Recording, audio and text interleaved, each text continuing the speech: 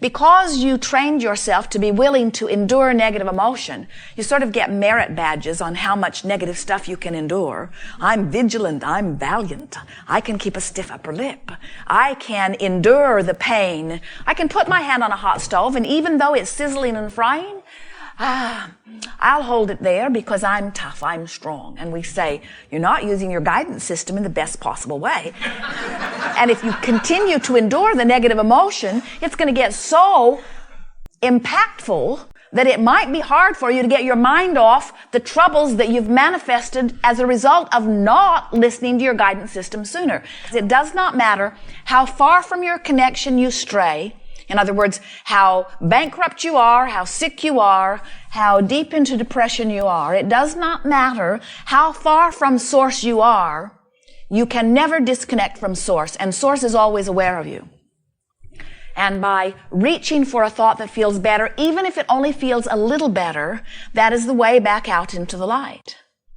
Now, our strong encouragement, especially for the majority of you who are not in that place of desperation, our encouragement is that you start making a decision that you're going to practice the vibrations that feel really, really good until they are so normal to you that then it's very easy for you to return to them at any time that you want to if there should be something in your experience that causes you to stray from your connection a little bit. In other words, most of you are offering the majority of your vibration in response to what you're seeing. And so as you look around into your world, because there are those you care about, there are many who are having experiences that you would wish them not to have. As you are looking into their experiences and you are recognizing that they are living maybe less than joyful experiences, certainly you are going to feel the impact of your gaze. But if you've been practicing your alignment with who you really are, it is our promise to you that you will return to your alignment quickly and easily, because that is who you really are. You really are joyful beings who feel stable and secure, who know you are loved and who are easily able to love. You are pure positive energy in these physical bodies. You are strong and stable and secure and all-knowing, and you have come forth into this human physical experience in this leading-edge time-space reality not to fix a world that is broken, because this world is not broken.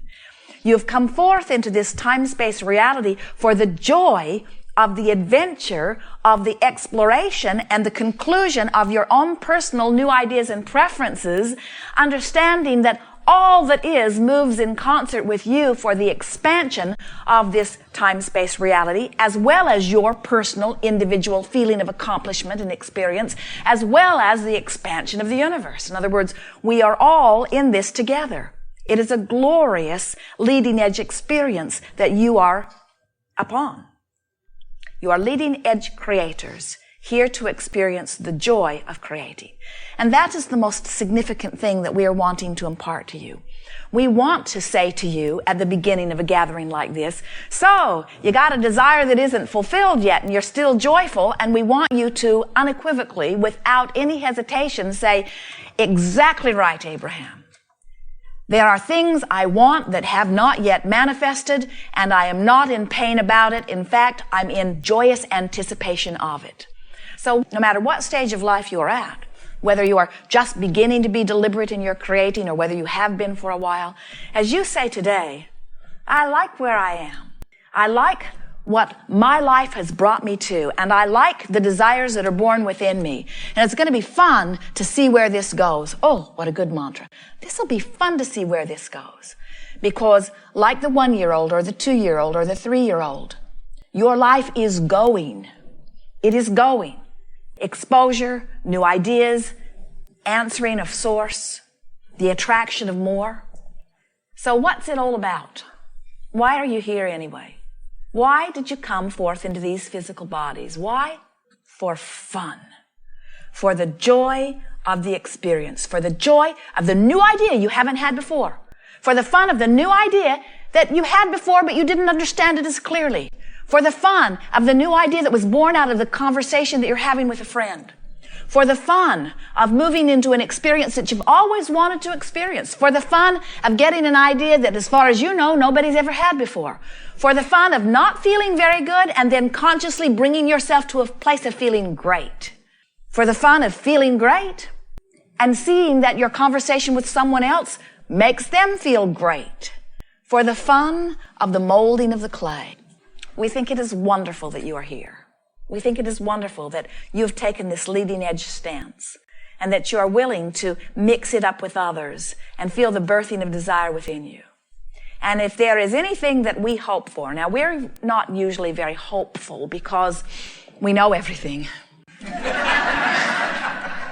But we use those words in the way you can hear them.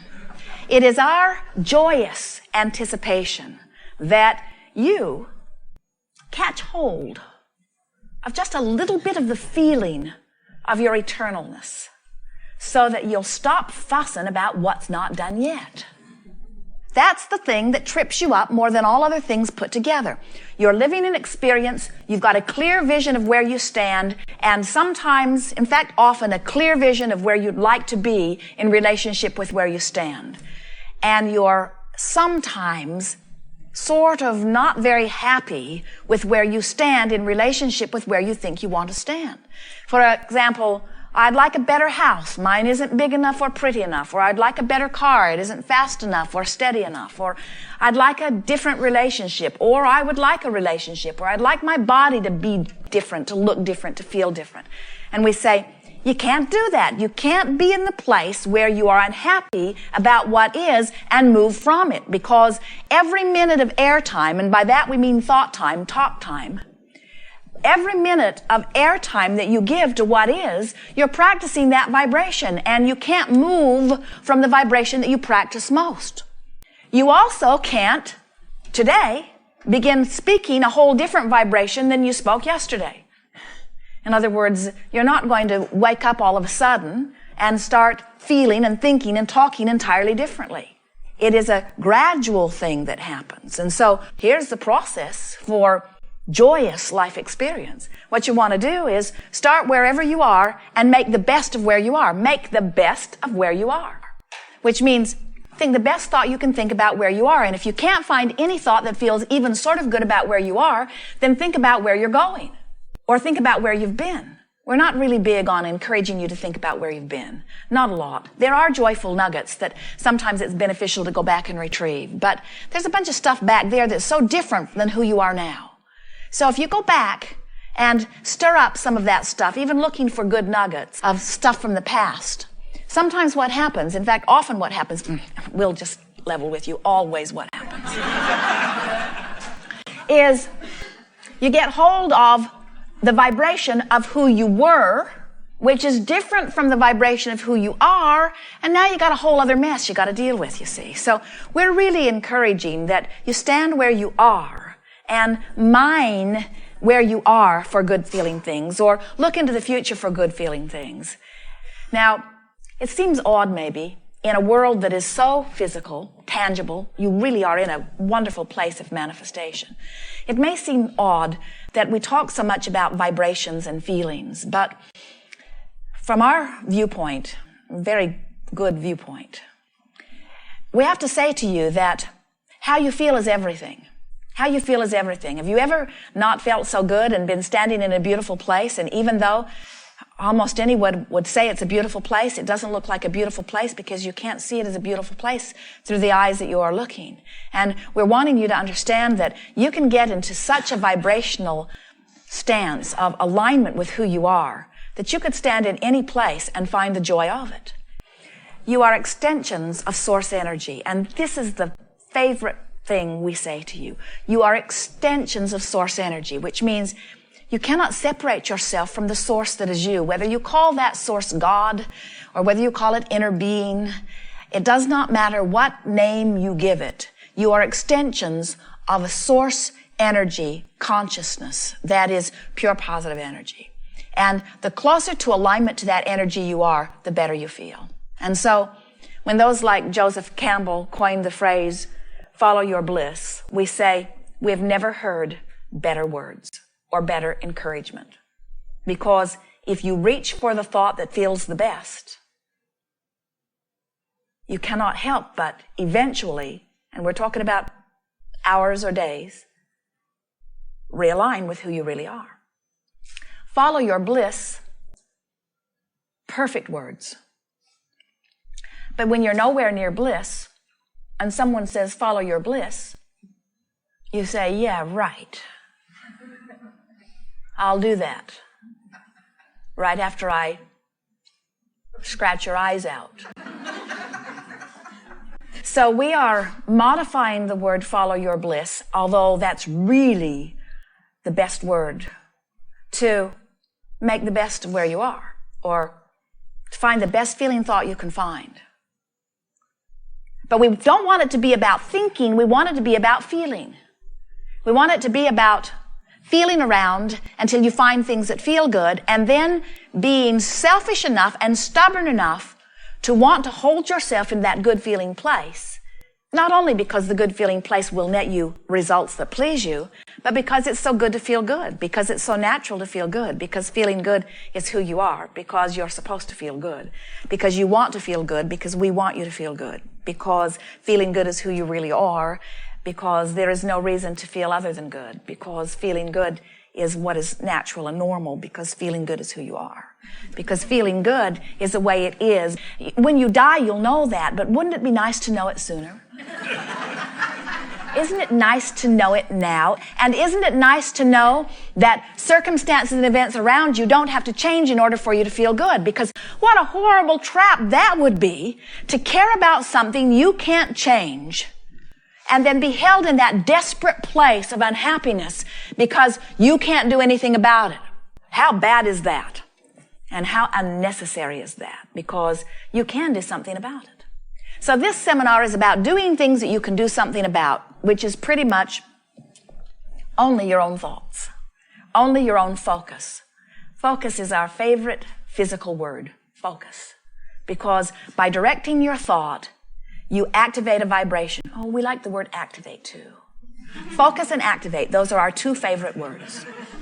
Focus because you direct thought, and when you direct thought, you activate a vibration. We like vibration too. Focus and activate and vibration, those are our three favorite words. Because when you focus your thought, you activate a vibration. And when you activate a vibration, you align with who you are. And as you practice the activation through focus of vibration or focus of thought, you achieve a sort of dominant, we really like that word too. You achieve a dominant vibration. And as you achieve a dominant vibration, once you've practiced it long enough that that's the vibration that you come to quickly and easily, then you're home free. Because then it doesn't matter what's going on out there. It doesn't matter what anybody else is living. It doesn't matter what's happening around you. You are able to quickly return to the vibration that you've practiced that is naturally who you are. And then following your bliss is a piece of cake. We've enjoyed this interaction immensely.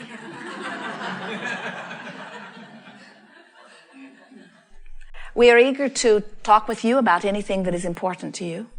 Nothing is off limits. Someone else may very well ask your question, and when they do, it's a very big favor to you, because sometimes it's easier for you to hear the answer to your question if you're not so involved in the question.